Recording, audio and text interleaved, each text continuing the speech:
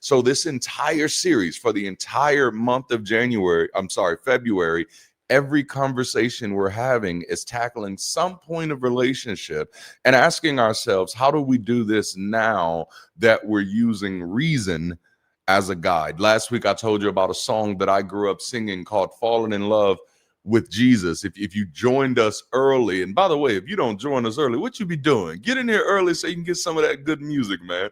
But if you joined us early, you would have heard our version of that song. It used to be Falling in Love with Jesus was the best thing I've ever done, and in his arms I feel protected, and it's the best place I've ever been.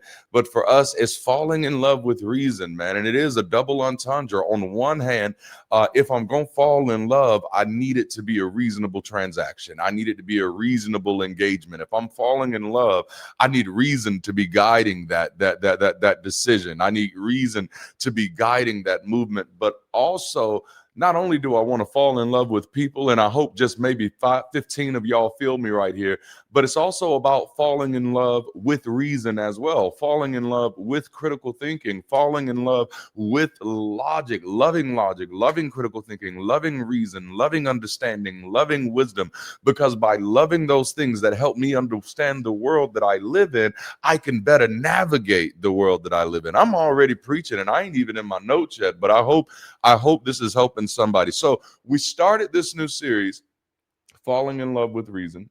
We rewrote the song to go with it, Falling in Love with Reason. And by the way, if you're really feeling Bridge City music, I got some really good news for you.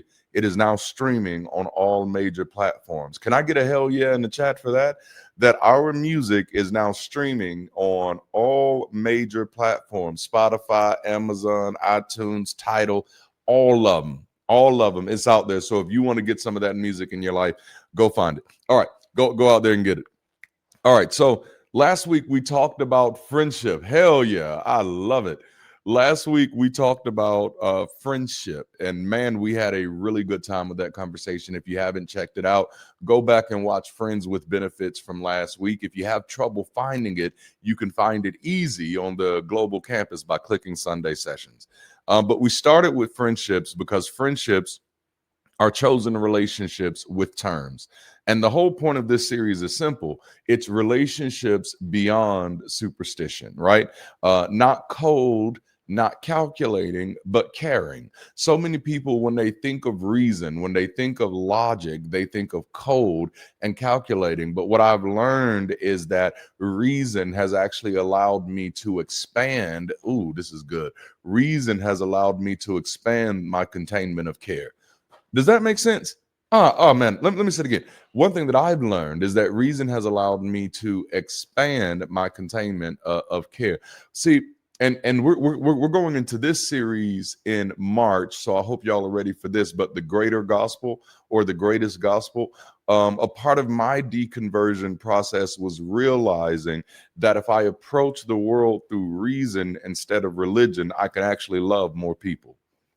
Is that, man, I hope that's good for somebody. That reason actually expands the container of my ability to care. Reason isn't the enemy of love. Reason is love with headlights. It's love with his eyes wide open. When I was growing up, talk show television was seemingly in a golden age. I don't know if y'all remember it, but I'm gonna take you down memory lane real quick. Y'all remember Sally Jesse Raphael? Yeah, it was most popular for audience-driven, issue-centered daytime conversation in the pre and early tabloid era, serious topics, heated debates, and a host who could keep the room moving. Sally's oversized red glasses, hello, became an iconic visual trademark that instantly identified the show in pop culture. It helped define the blueprint of the syndicated talk boom that later got pushed louder and more sensational across the genre. But then there was also the Ricky Lake show. How many of y'all remember Ricky Lake? It became a defining 90s daytime hit for putting real people, and especially younger voices, at the center of messy relationship and family conflicts. Its signature lane was youth perspective storytelling, less my teen is driving me crazy, and more my mom don't understand me. Parents just don't understand. That's major shout out. Y'all remember that song. Um, but they often approached it with blunt, candid topics like dating drama, teen pregnancy, and everyday social chaos. In the pop culture memory of the era, it's often grouped with tabloid talk, but it stood out for the host's youthful energy and that youth first framing. Let's take it a little step further. The Montel Williams Show. Y'all remember old bald headed Montel, man? It was most popular for a more issue forward, discussion heavy format, often centered on family relationships and high stakes real life problems. Hosted with a firmer, let's talk this through tone than many of its tabloid era peers. Now, this show built its reputation on giving everyday guests and experts space to unpack serious topics in a studio setting that aimed for order and clarity, not just spectacle. I like that. Over its long run, it became one of the era's most recognizable syndicated talk brands, associated with Montel's authoritative hosting style. But then who could forget the Jenny Jones Show? It was wildly known for sensational conflict driven daytime topics, especially secret crush and surprise reveal style episodes that leaned into shock and embarrassment as entertainment. Its public legacy became inseparable from the 1995 Secret Crush episode tied to a real world killing and the intense ethical backlash that followed. That controversy became a cultural reference point for the limits and dangers of 90s tabloid talk television. Now, you would think that after such a horrific ordeal of Jenny Jones, that spectacle and tabloid shows would have put the brakes on. But no, this next show went all gas, no brakes. The Jerry Springer Show. The Jerry Springer Show, by the time I was in middle school and high school, it was absolutely iconic. I mean, I think they had remade a Total song, Jerry Springer's on TV. Dun, dun, dun, dun, dun, dun, dun. Cussing, fighting, young and old. It's crazy.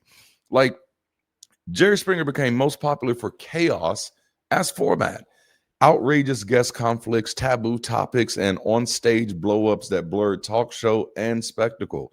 The series is famously associated with I can't even get my words out, y'all, brawls, and security interventions, so much so that it became shorthand for wild daytime TV.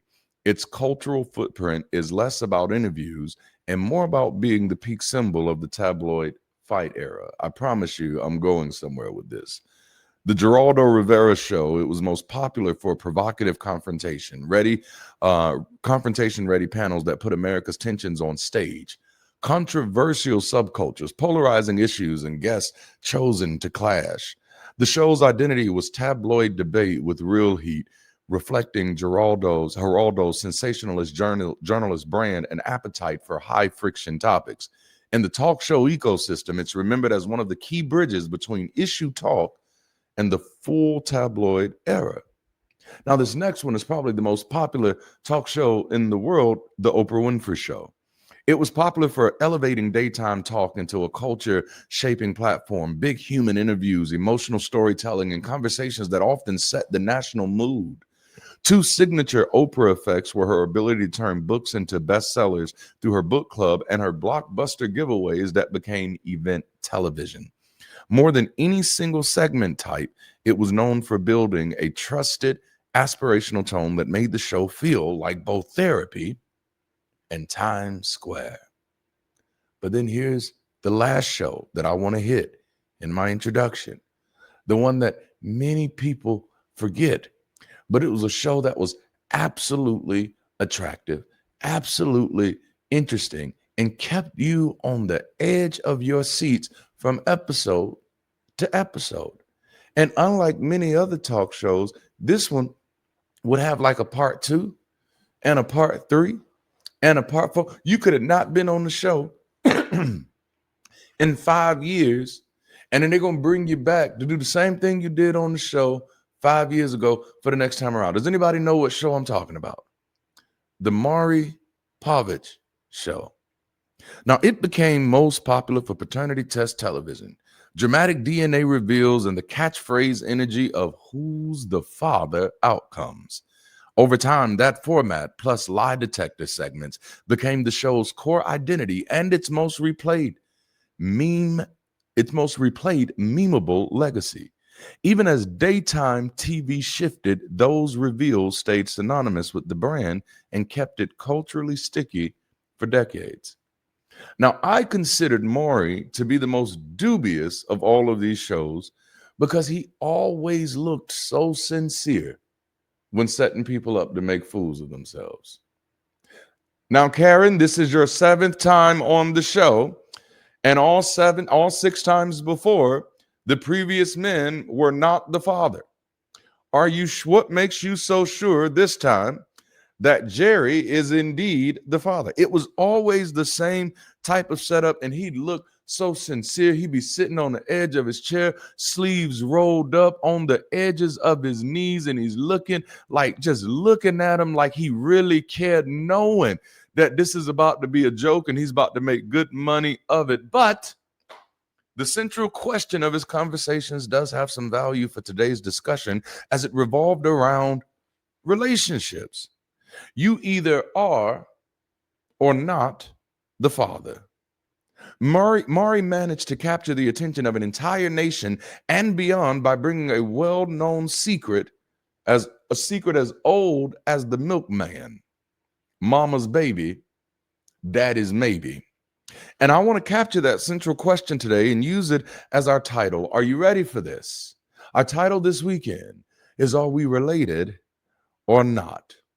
Yep, because if we're going to be doing this thing, wasn't that the central question? Or are we related or not? We're in this together. I know we're on this show together, but the central reason we're here is to define: are we really related or not? Where does this thing go? When my wife and I first got married, we used to argue all the time, and somewhere I should have put Phil in the mix. And at some point in the arguments, I used to start saying this thing like, hey, after this argument, are we staying together or not? That let's before we say another word, before we move a step further, before we cross any lines that we don't want to cross, before we say another word after this argument, are we still going to be together or not?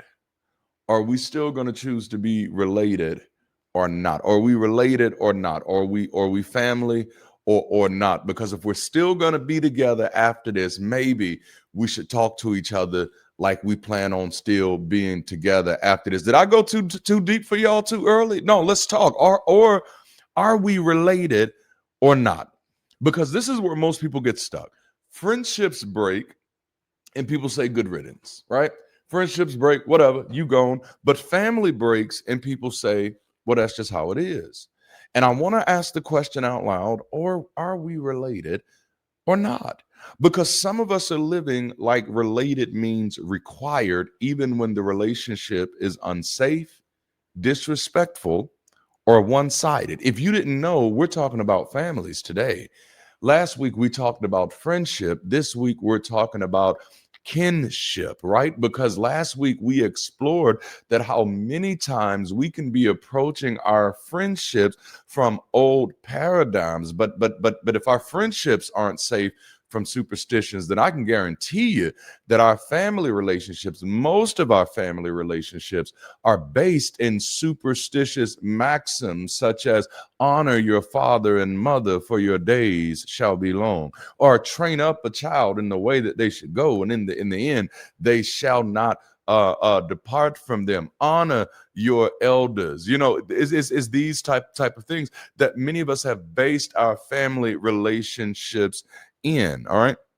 So what I would like to do is to give you, let me give you my working definition of family. I typically define family as a group of people committed to working together in the same direction. Watch this, with generational expectations. That's the primary difference between friendship and kinship, is that friendship can be a group of people committed to working together in the same direction. But what makes it kinship is that this thing has generational expectations. Oh yeah, we're going to talk about this. It's not just blood, it's not just shared DNA, it's direction, it's expectations, and it's continuity. Okay, yes, love is reasonable. Kinship at its best serves three big purposes. The first one is a durable safety net when life gets hard. I think that's one of the ways I realized that I had a family problem. I didn't allow myself to confront my family problem until after I deconverted. I write about it in my book, Black Nonbeliever Next Door. If you haven't checked it out, it's available everywhere books are sold. But I wrote about it in my book, Black Nonbeliever Next Door. I realized I had a family problem. This is how I realized.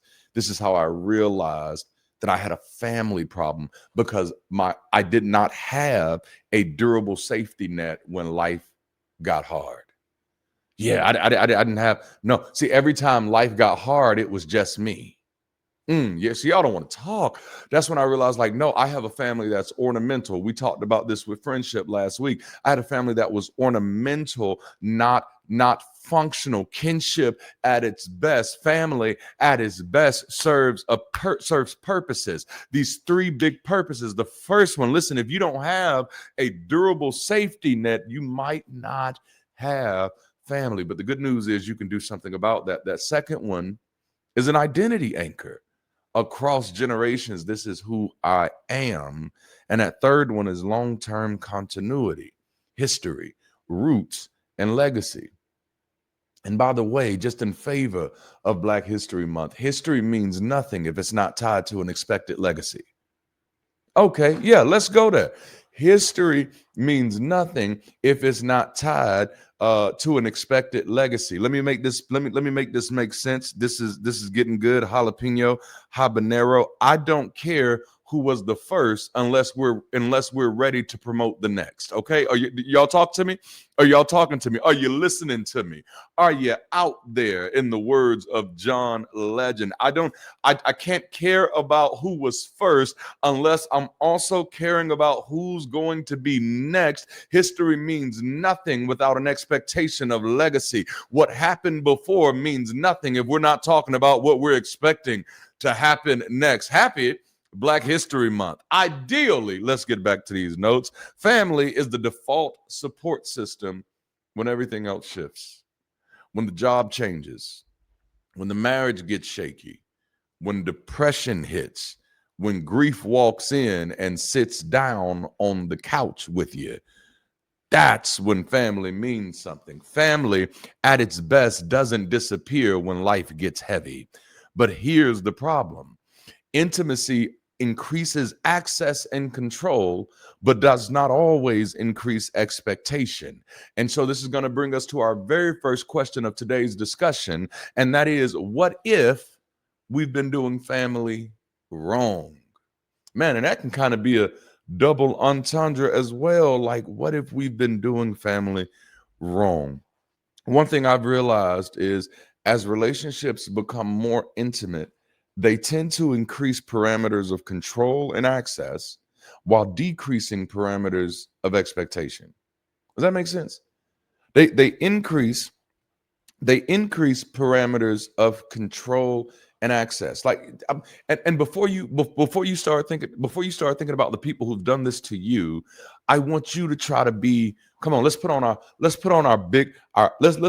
grown folks clothes today. Let's put on our grown folks mind today. Before you start thinking about the people who maybe have done it to you, I want you to think about maybe places where you've done it to others, because I think we've all been guilty of it, not meaning it. But the relationship gives us more access to a person, but doesn't give that person more right to expectations for us. We get more access, we get more control. You see that? We get more access, we get more control, but don't you dare give us any standards. Have you ever done that before? Have you ever done that before? Like, no, I get to be in your life. I get to see all your stuff, but please don't have any standards for me. Let me say it plain. access increases, standards don't always follow. So the closer people get to you, the more they feel entitled to your time, your body, your attention, your emotional labor, but they don't always feel responsible for your well-being. It's really easy to slip into because you start beginning to think things like, well, that's what family is for. And that's why family can be either the safest place in the world or it can be the most dangerous place in the world, because some people use family like a cheat code. I can talk to you any way I want because we're family. No, you have to accept this because we're family. No, this is what family does. No, we can fight and all the time, but as long as we come back together, it's good. I can violate your boundaries because we're family. I can disappear when you need me because we're gonna always be family. Blood is thicker than water. I can demand support, but I don't owe respect because that's just how family works. The phrase that usually seals the deals is, I shouldn't have to do all of that because we're family. Or the other version, that'll always be your family. That's always going to be your mother. No, wait, that's always going to be your brother. Well, now, that's always going to be your uncle. Because kinship, dang it. This is the important part. Kinship without reason becomes a lifelong hostage situation. And I've noticed that a lot of people don't have family, they have captors. Let's sit in that habanera. A lot of people don't have family, they have captors. We just trapped in this together. And because we share the same DNA, you have to tolerate my bullshit over and over again. See, that's a hostage situation. All right. Family comes with old rules, old scripts, and old assumptions. Let's talk about some old kinship guides. You had blood meant loyalty, even when loyalty cost your health. You got respect means silence. If I really respect you, I won't say nothing about what you're doing. If I really respect you, I won't articulate that what you're doing causes me harm. Remember when we talked about that last week? How are you in relationships and you don't feel that it is absolutely necessary for you to express yourself? How are you in relationship and you don't feel that it's necessary for you to express your expectations in the relationships? 9 times out of 10, you got that training in family. Because in the old way we did family, respect meant silence. Don't speak up, don't challenge. The old way we did family was tradition means truth. Well, we've always done it this way, so this is the way that it needs to be done. In the old way we did family, hierarchy meant worth, where elders could do no wrong and children owe everything to those who came before them. Hierarchy meant worth. It was literally like you ain't been here long enough to be worth anything. And the only thing that qualified you to be worthy is time. And it didn't even have to be time spent well. You could be older and still just as dumb as you was on day one, and we'd still have to respect you for it. I don't know if I find that respectable. In the old way that we did family, access meant entitlement. No, because I'm related, I can take. Because I'm related, I don't have to ask. Because I'm related, I don't really have to consider how you may feel about this. And I'm not saying that every family runs like that. I'm saying many of us were trained to tolerate these rules without ever asking if they were reasonable. So now let's make the reason move. The reason move is that kinship must have a shared direction. Watch this. Oh goodness. Let me do a preacher move. Watch this. No, here it is. Kinship must have a shared direction and shared obligations. Which brings us to our next question of the day. What does it mean to be kin? After this recent fiasco that came out of the White House this week, Man, how disappointing. Not shocking in the least bit. Because if you know, you know. There was an old adage that Maya Angelou popularized: when people show you who they are, believe them. Okay. I saw it a long time ago and I believed it then. I'm not like Sansa. Sansa Stark learned slow. I learned fast.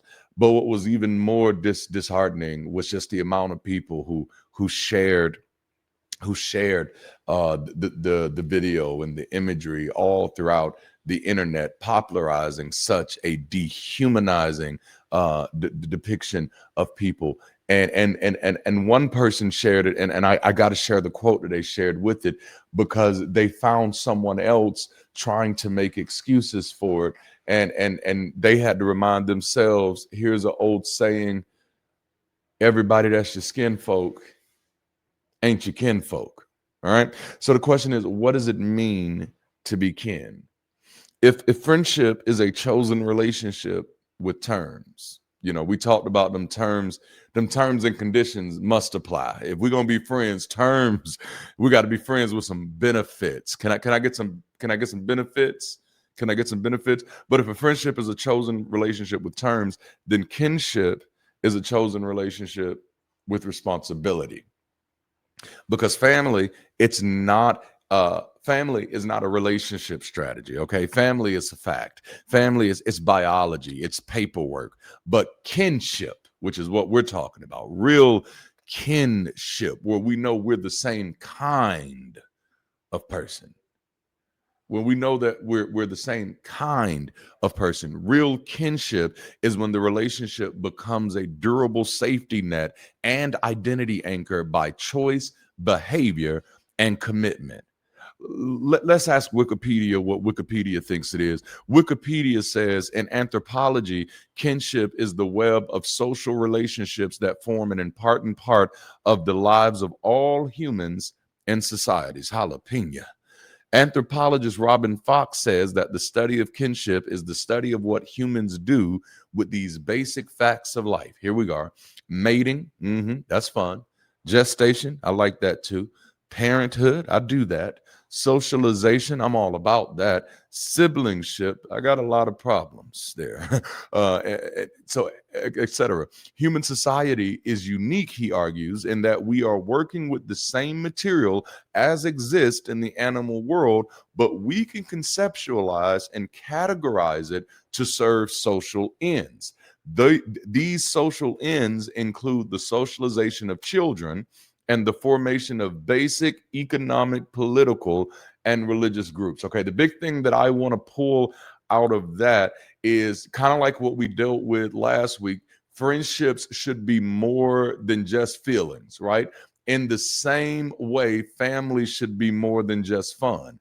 Family should be more than just fellowship. Family should be more than just food. Family should be more than just frustrating the hell out of each other. Family serves in the same way that friendship is a social technology. Family is also a social technology. All right.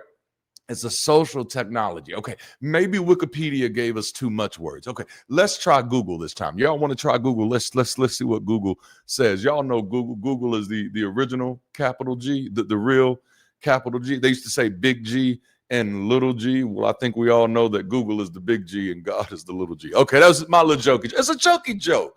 It's a jokey joke. You can laugh. It's okay. It's okay. Who hurt you? Let's go. Okay, Google says kinship originated as a fundamental prehistoric and cultural system of social organization, evolving from early hominin, likely matrilineal social structures to manage, cooperate, and define relationships beyond face-to-face interaction. Now, what I want to hit there real quick, and I'm going to keep reading, but I want to hit there. This shows that kinship has been a social technology that has been with us longer than we've been sapiens. That's just mind-blowing to me. I'll let you chew on that nugget and do whatever you want to do with that. I'll let you chew on that nugget. No.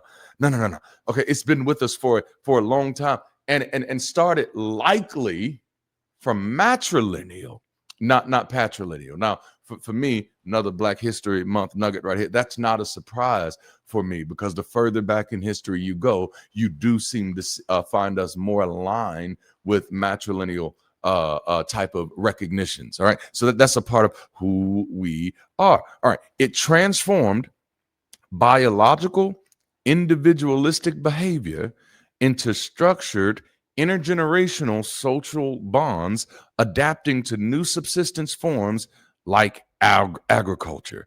Okay. The development of kinship was driven by the need to manage resources, and particularly within the Neolithic transition, to manage increased, complex, and unequal resources. All right. Okay. So last week we found out that we might be doing friends wrong. I talked to 15 visionaries for about 15 seconds, letting them know that, hey, your frustration in life might not be a funds problem. It may be a friends problem. And that's one of the things that, like, listen, if you don't learn nothing from the work that we do in Bridge City, what I'm trying to get you to understand is that your biggest source of weakness is coming from your disconnections. Your biggest source of weakness is coming from your wasted connections. So if you want to do life right, you've got to do connections right. If you want to do life right, baby, you got to do friendship right.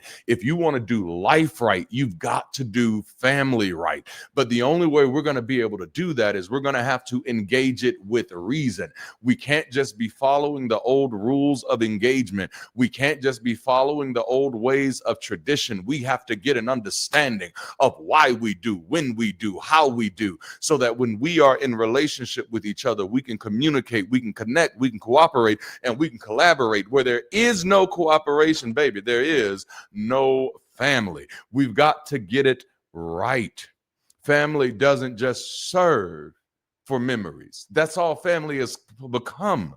For most people, for many people, family has become nothing more than a conjurer of memories. It has become something I can engage so I have nice stories to tell, so I have things to reflect on, so I can say, remember when we did that? But my question will always be, well, what's next? God damn it. What are we doing next? How are we able to have all of that fun and still ain't did nothing that means anything to who we are and where we live as a society, a family? Oh man, y'all got me preaching already.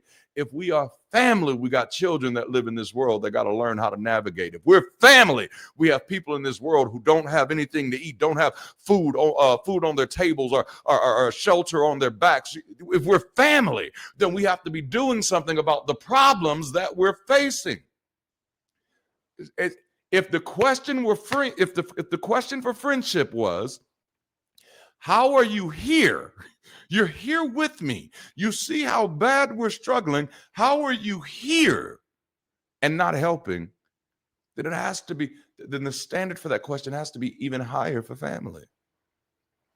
Like, that wrecked me. Like, this may be the pivotal moment in my experience with religion, was realizing that I was doing family wrong. I was praying that my kids would be okay in this world, not preparing for them to be okay in this world. Oh no, there's a difference. There's a difference. I was about to set them up the same way I had been set up. That for 18 years you live your life like a child, and then I hand you over to the wolves and say, figure it out by your damn self. How selfish, how irresponsible, how neglectful. No, I'm here to help you navigate. I'm here to help you because I brought you into this. Okay, I'm sorry, y'all. Did I go too deep? Family serves a purpose that is more than just fellowship. Family serves a purpose that is more than just memories, good times and bad times. How are we moving together? How are we functioning together? You know, when I think of family, I like to think of old shows, jalapeno. Well, it's not an old show, but it's a show of old times, like fantasy times. You get it. But Game of Thrones. In Game of Thrones, they got these things called houses. All right. In Game of Thrones, they got these things called houses. I know we got houses too, but I notice our houses are so much smaller than their houses, that our houses are less defined than their houses. Jalapeno. Is this getting good, y'all? Like their houses are bigger. And I'm not talking about like just bigger as in fancy, as in nice, as in more bricks or more wood. What I mean when I say that their houses were bigger, our average house is mother, father, and children. That's our average house. But I noticed when watching Game of Thrones, which I'm a fan of, when I was watching Game of Thrones, except for the last episode, which I call "Fuck Them Bells." That's the name of that episode, the episode before the last. But they had, for their houses, in their one house, you'd have cousins.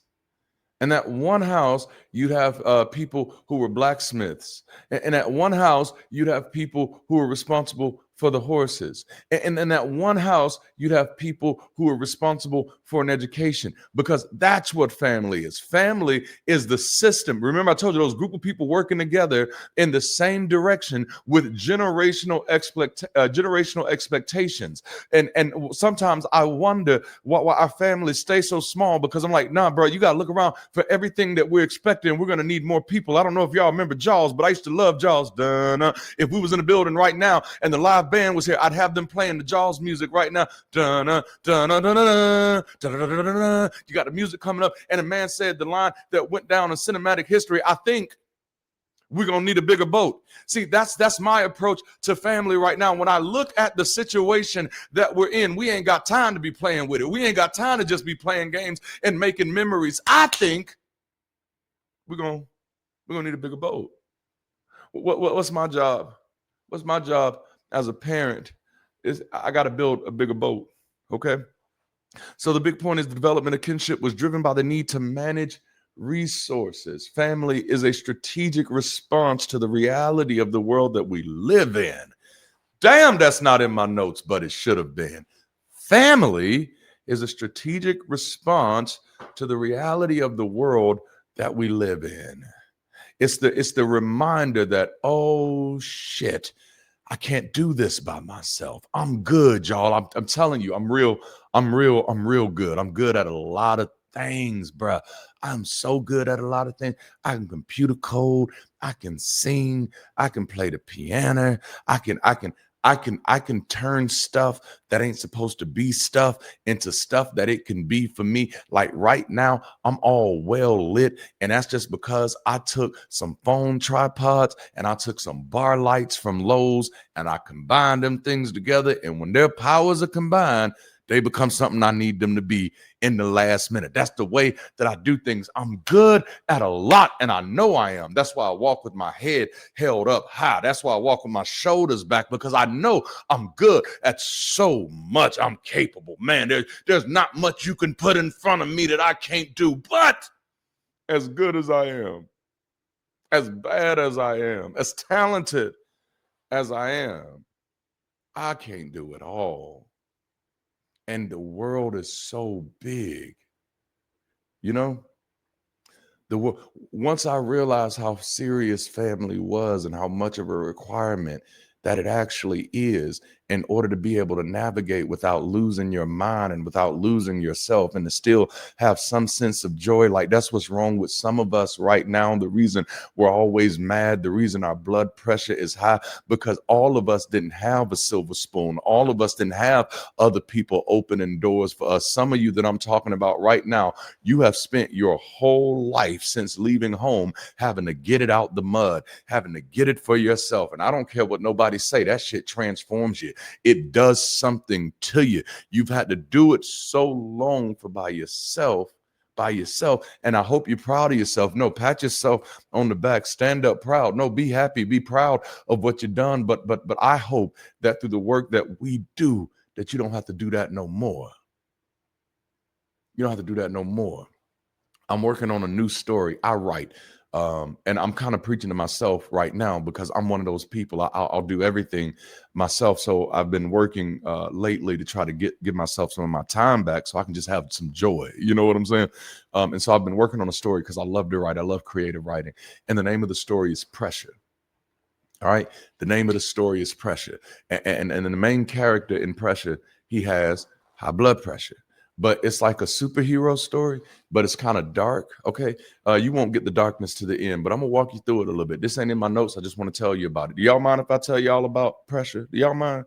Do y'all mind? Let me get a hell yeah in the chat if y'all don't mind. I'm going to tell you anyway, but I'd like to see the hell yeah to know that y'all like it. So the main character has high blood pressure.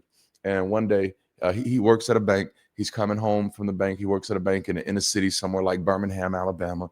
And he's coming home and he gets in a car crash and he notices that he has like really fast reflexes. And he don't know why he got them fast reflexes. But it turns out his high blood pressure gives him hyper awareness, hyper alertness, and hyper reactiveness. So this thing that's actually tearing his body apart is also helping him survive these close call moments. And like, I don't know if you can't catch the metaphor in that yet, you need to read a book because that is so juicy, right?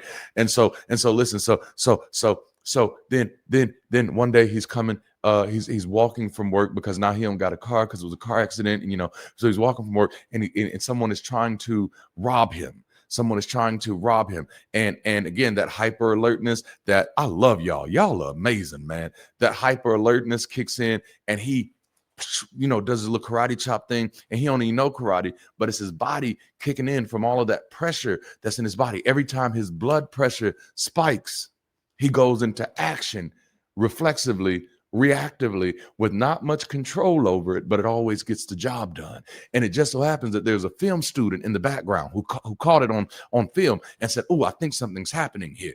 Zoomed in on the face and he says, "I don't think this dude has ever done this before." He says, "I might be capturing the beginning of a superhero." So he decides to start following this dude around everywhere he goes without the dude knowing it, and filming everything that he's doing and streaming it out to people, showing that there's a new superhero and we got new hope. And the dude actually becomes popular and he's out there helping people, but it's also costing him his body. All right. But everybody loves him and everybody's like, "Oh, dude, you're so awesome. You're out there killing the game. We love you. Keep doing what you're doing." And then there's this bank robbery at his job and he jumps in and he helps and he's almost losing. They're overpowering him. And then someone says, "Hey, he needs help." And society says, "You know what?" Because everybody's watching from their screens and they say, "You know what? He does need our help." And so everybody starts tweeting as hard as they can. Everybody starts social media posting as hard as they can. They start sending positive vibes. Everybody's sending all of their thoughts and prayers. If they're Pentecostals, they're probably hand blasting them like, "Hashatarabasaya." Everybody's doing all of this useless shit. And only one person shows up. One person shows up. And that one person shows up. He says, "I'm here for you."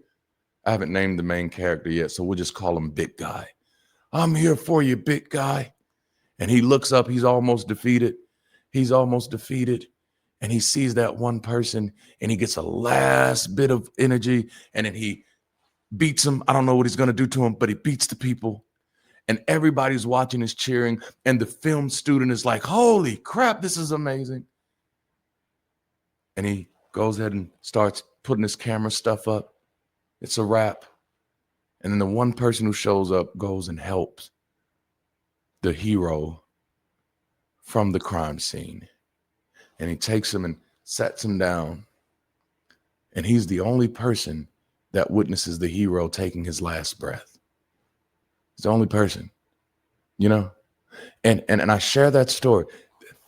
If you haven't caught it, that story is just the modern version of John Henry. It's the modern version of John Henry. That you get so used to being the sacrifice that you forget that strategy could be a better way. Damn it, I got to say that again. And I'm talking, this is just to some people who are living with an overwhelming amount of pressure. And you are fighting through it. You are bodying that pressure. You are. You're like the greatest champion in the world, but it is costing you. It is costing you. Don't be the sacrifice when strategy will do. Is this good, y'all? Family serves a purpose, is the point.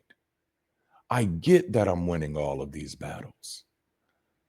I love it. But at some point, I do have to wrestle with, well, hell, I shouldn't have to be winning them all by myself. Oh, man.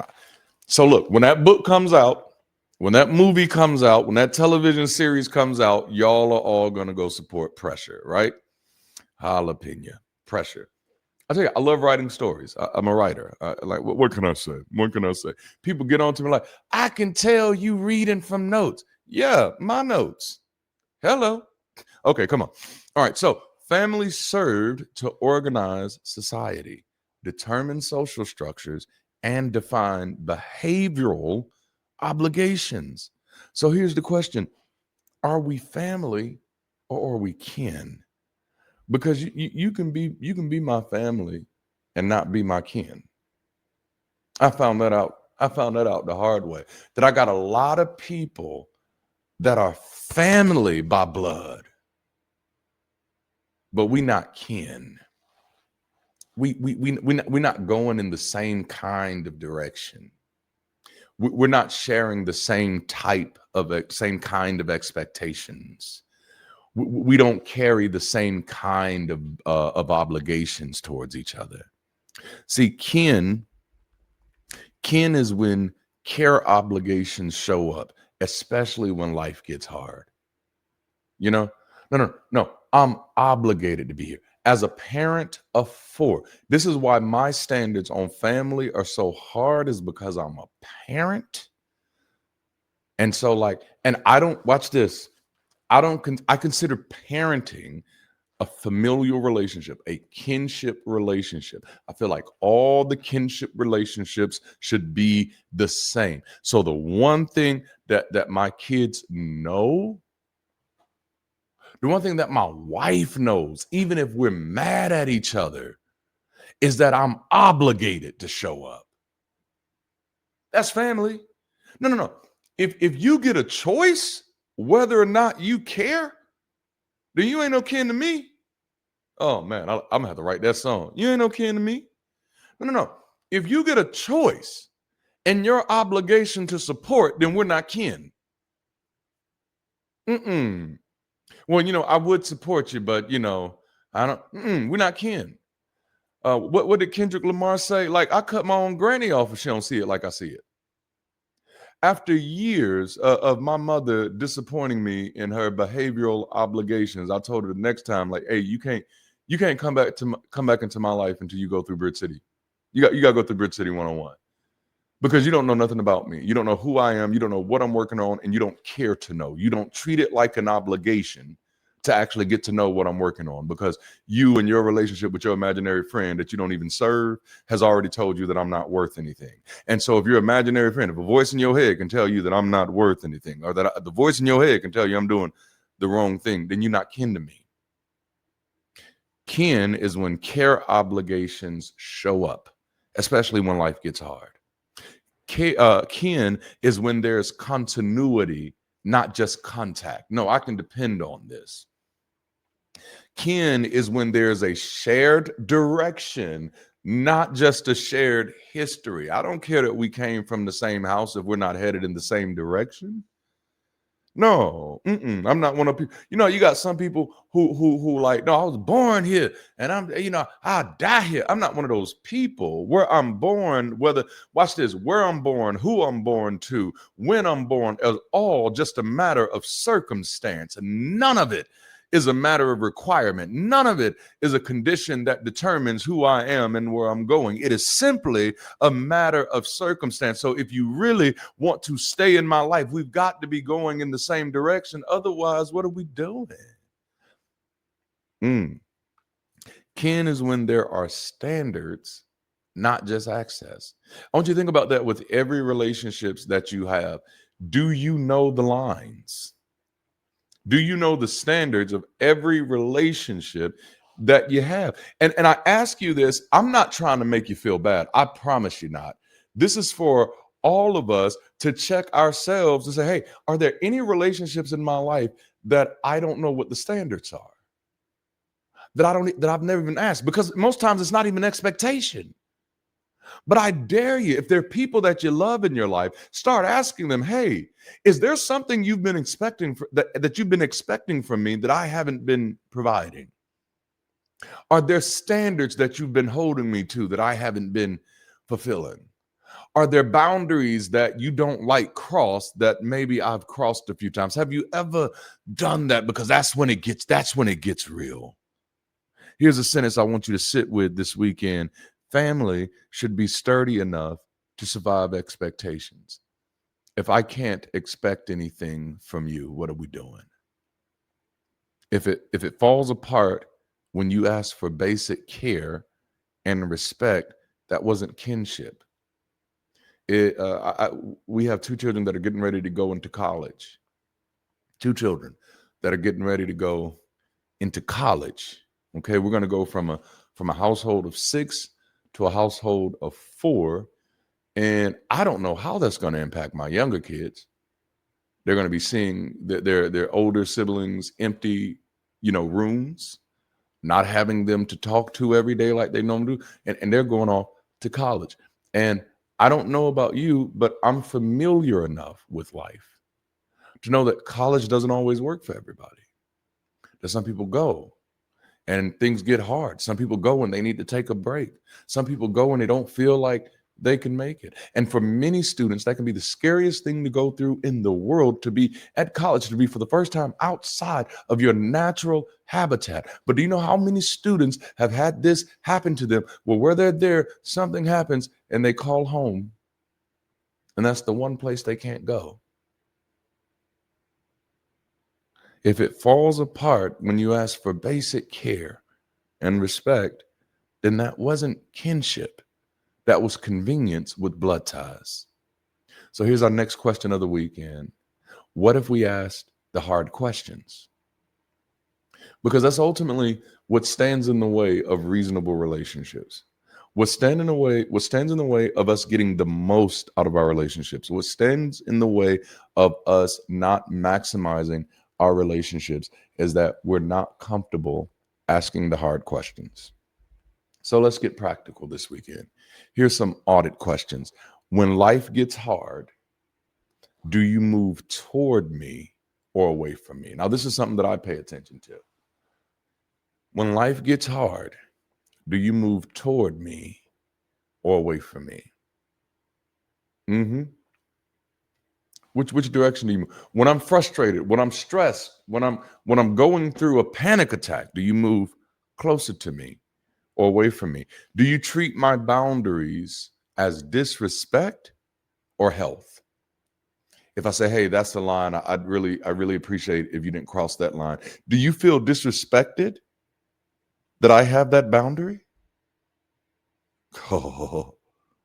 Do you expect access to my life but resist accountability in yours? See, these are like kinship covenants. That's what I should have called them. I should have called them kinship covenants. No, do you want access but won't take accountability? No, because if I'm giving you access is going to create is going to increase the probability of friction. Okay, and if friction happens, can you be accountable for your part in the friction? Mm-hmm. Important one to me. Are we building anything together, or are we just managing appearances? Mm-hmm. When conflict happens, do we repair or do we recruit other relatives and start a campaign?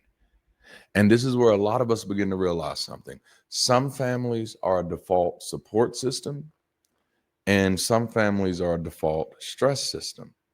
And if your family is a default stress system, then it might be time for you to do family differently. I hope this is helping somebody. One stabilizes your nervous system, the other destabilizes it. I thought the most, whew, I thought I'd be lonely, debilitated, isolated, and my life would fall apart once I caught the revelation that, and again, some of you have wonderful, beautiful families. Please do not mar your family through the lens of mine. If your family meets this stuff, you good.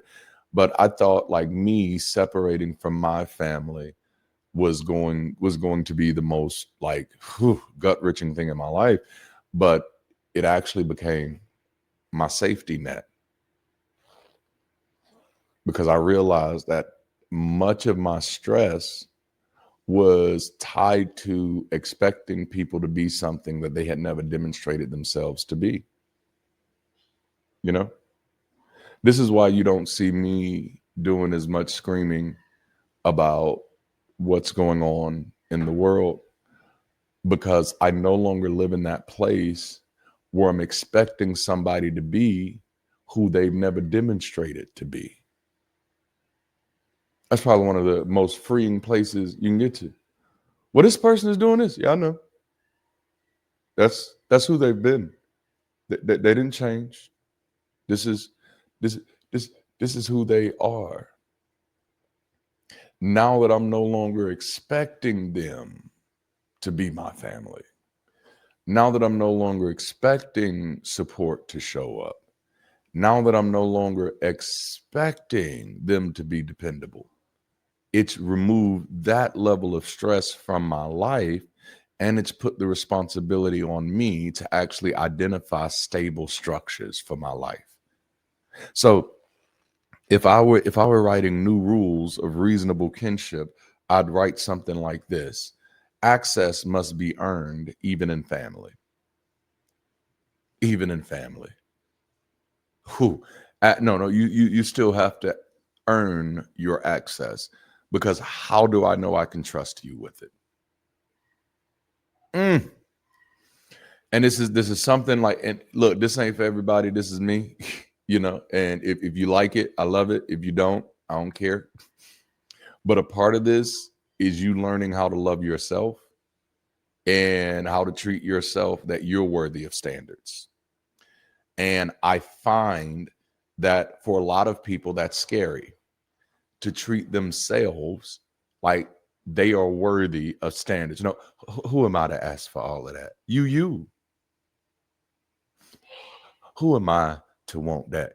You. You don't need anybody else's permission to want what you want. You don't need anybody else's permission for your expectations. You are a unique individual. You know?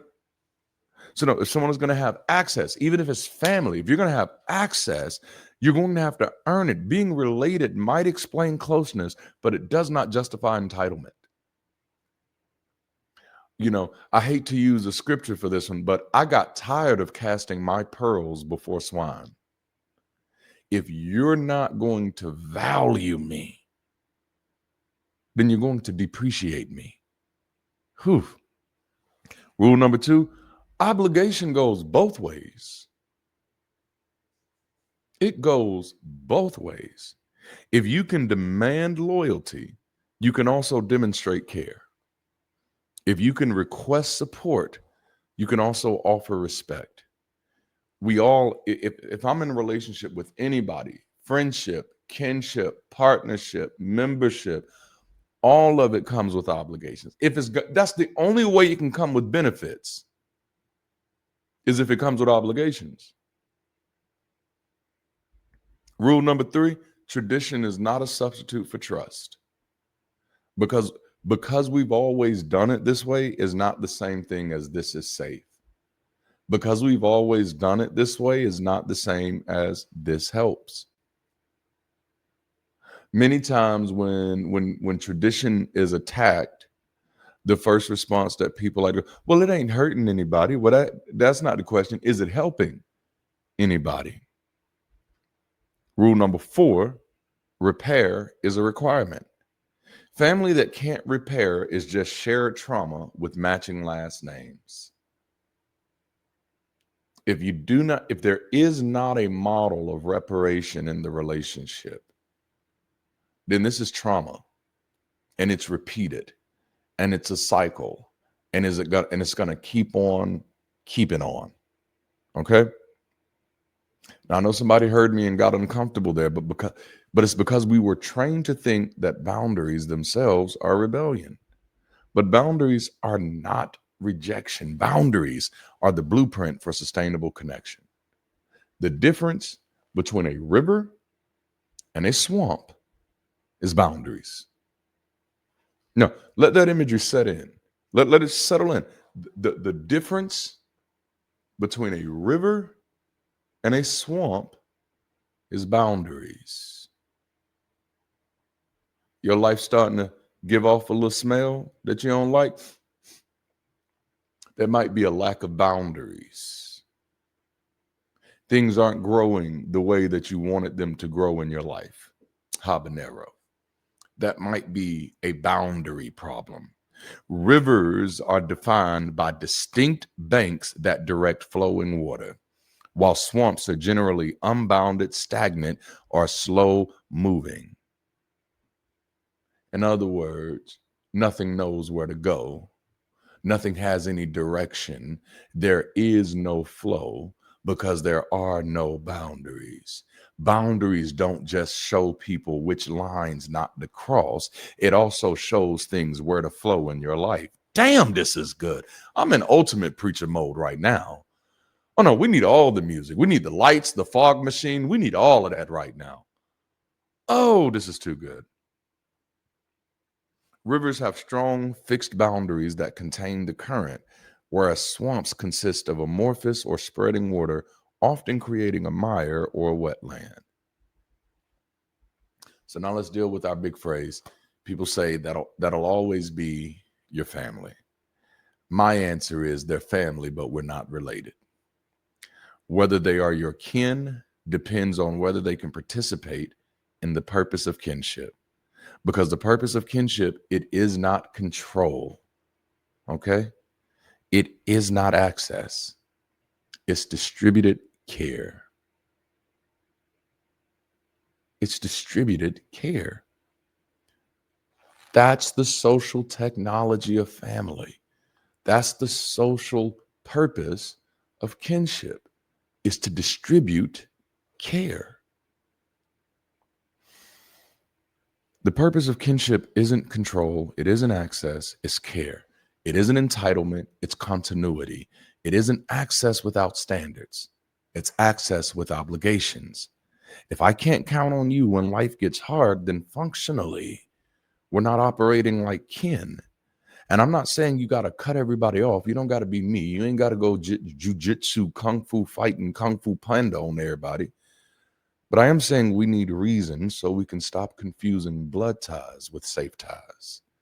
I don't stay in relationship with oath breakers.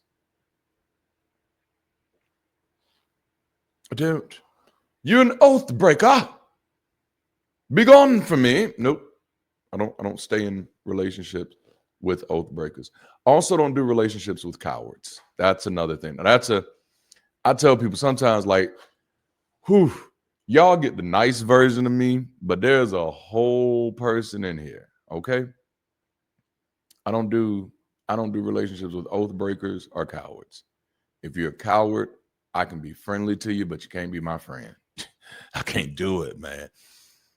But oath breakers for sure. If we're kin, we're obligated to care for each other. You know? I love that, Brittany. If we're kin, we're obligated to care for each other. Family for me is not a relationship that I'm obligated to be in. It's a relationship that comes with obligations. You know that? Family for me is not a relationship that I am obligated to be in. It's a relationship that comes with obligations.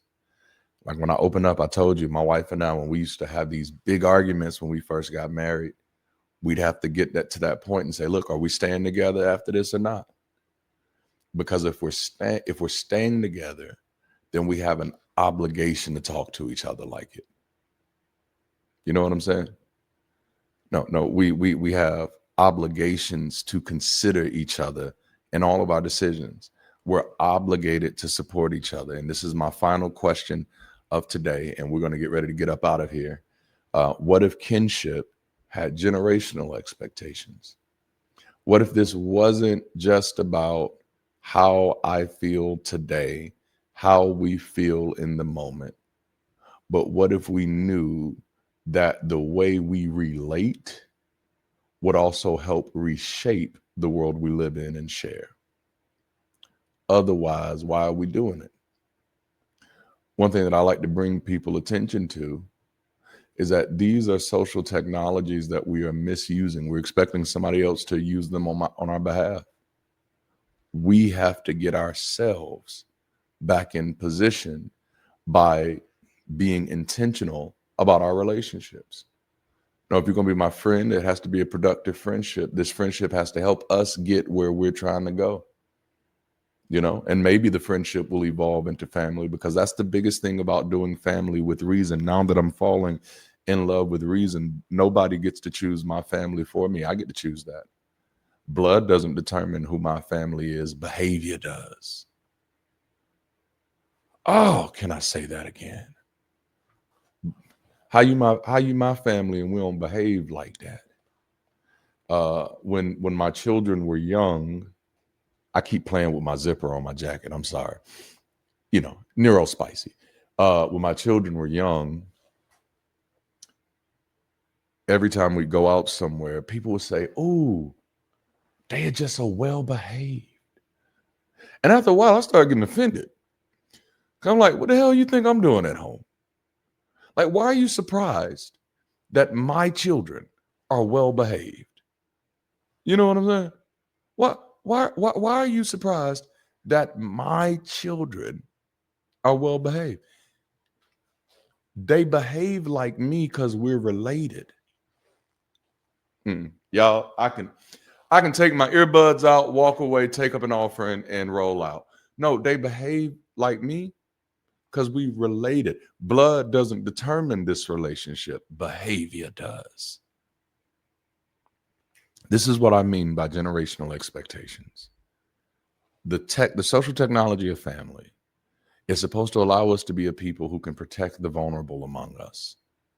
That's what that family system is for. It's supposed to be able to allow us to tell the truth without cruelty, to show up even when it costs something, to pass down health and not harm, and to build stability and not chaos. Many times we have to reject almost everything we used to know and used to think to get to the place where we start understanding why we are where we are and why we're not where we could be. We're not stable because stability was not passed down. We're not healthy because health was not passed down. These things come through the social technology of family. That's kinship. So the question becomes, what are we passing down right now? Health or harm? That's like one of the biggest points of relating to people in that type of intimacy. The whole point is to be able to pass something better down. Because whatever we normalize becomes culture. If we normalize dysfunction, then culture is dysfunctional. If we normalize disconnection, then the culture is disconnected. And that's why reason matters, because reason interrupts cycles. Reason breaks scripts. Reasons tell the truth about what relating requires. That I don't have to pretend that you just being here is being enough.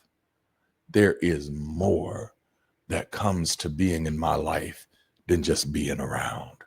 We've got to be connected. We've got to be working on something together. We've got to be moving in the same direction. Our eyes need to be on the same prize. We have to have a similar behavior. Something has to be going on that makes this more than just memories and mood swings. It's got to be deeper than that. Because We have children coming after us. We have other generations coming after us. So how do we make our relationships mean something to the world that we live in? How do we make our relationships mean something to the people that we call family? Why are we going to be family and nothing about that relationship can help anybody else? That's the importance of reorienting ourselves in reason.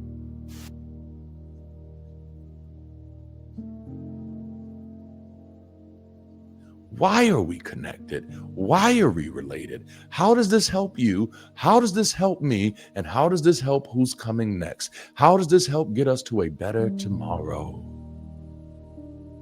So here's my invitation. This is your opportunity to connect better. This is your opportunity to reorient. This is your opportunity to reconsider how you approach life, how you approach relationships, and to recognize that you're not alone. Listen, even if you're the best thing since sliced bread, even if you just like me, even if you just like old boy and pressure that we just talked about, listen, baby, I know you can handle it. I know you've been carrying everything on your shoulders for so long. I know you can. But I'm telling you, you shouldn't have to. I'm telling you, it comes at a cost. I'm telling you, you might be doing it wrong. Even though you had to do it that way for so long, even though you felt like you didn't have any other options, I'm telling you now, community is the doorway to getting your relationships back right. This is why I don't stand up here on Sundays and just bash Christianity and just bash religion or just bash the White House, because none of that is going to help you. I stand up here every Sunday to bring these type of conversations because nobody else is doing it. And they're necessary. You need more focus on the people who are going to help you, not the people that are causing chaos and drama and trauma and stress. You need to find the people who are willing to get in the game with you and say, I'll be your support system. We may not be able to do anything about what's happening over there right now, but if we do better about where we are together, then tomorrow we become a force. We become a force. We become something that can make a difference. But that doesn't happen overnight. It happens when we have stronger relationships. People can only do their best work when they feel like their best selves. And we get that feeling from our friendships, from our kinships, from our partnerships, from our associations, our memberships, from the way that we relate to other people. You want to fix this world? You start it by fixing your relationships with other people. You started by building new relationships with other people. You want to bring meaning to this world? Bring meaning to your relationships. You want to bring change to society? Bring change to your relationships. You want to make a difference? Make a connection. Get connected today. If you are not connected to a community like BridgeCity, we'd love to be your community. We do shit like this all the time. We have movie nights. We have game nights. We're doing a big house party. I mean, it'd be at your house and my house and everybody else's house because we're online right now. But this is just the beginning. We're growing in LA. We're growing in Miami. We're growing in Atlanta. And I'm not saying that to brag. I'm saying that this is reality. Community is reality, and it's accessible to you. We don't care what you believe. We don't have any rules for you to follow. Just show up and be your authentic self and learn, love, and lead with the rest of us. We are here to do one simple thing, and that is to connect better, to build better so that we can all live better. And we do it not because we have a God that's telling us to. We do it because we believe that people matter. And that's enough. That's enough. I don't need a God to tell me to inspire people. I don't need a God to want to be motivational. I don't need a God to want to help people. I don't need a God to want to give to people. I don't need a God to want to do missions where we feed people who are hungry and clothe people who are naked. Why do I need a Jesus for that? I have eyes to see what's going on in this world. And since I know I can't do it alone, that's why I'm falling in love with reason and making sure that all of my relationships can actually do something in this world that we share together. Thank you for joining me today. And I hope you've enjoyed our session. Until next time, be the bridge and keep rising. What another great session today. Be sure to leave your favorite takeaway in the comments below, or join us on the global campus and keep the conversation going in the comments. Speaking of, if you're making the decision to join BridgeCity today, let me be the first to say, welcome to the Bridge. We're glad to have you here and be part of our growing community and can't wait to see you get involved. Your first step? Click the link on screen.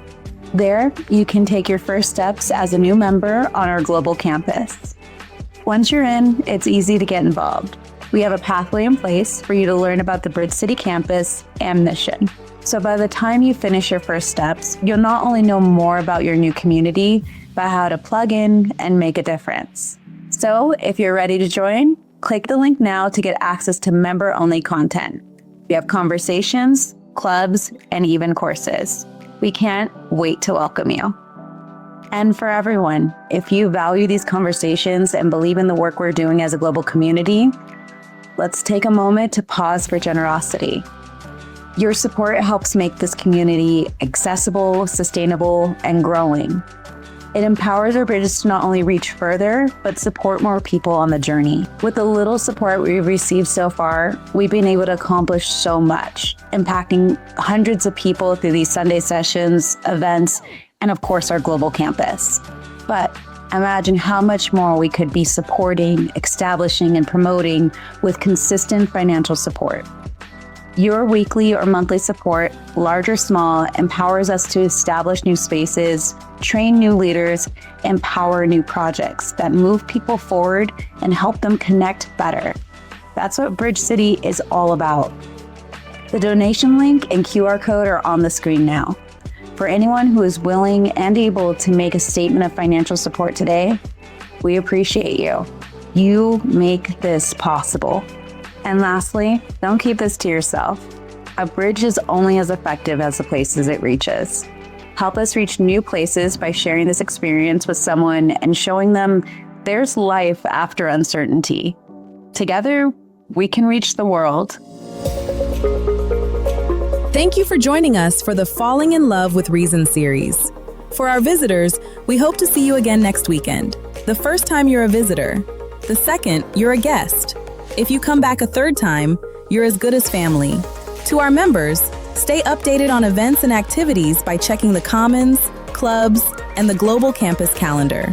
That's all for today, BridgeCity. Have a people-centric, forward-thinking kind of week.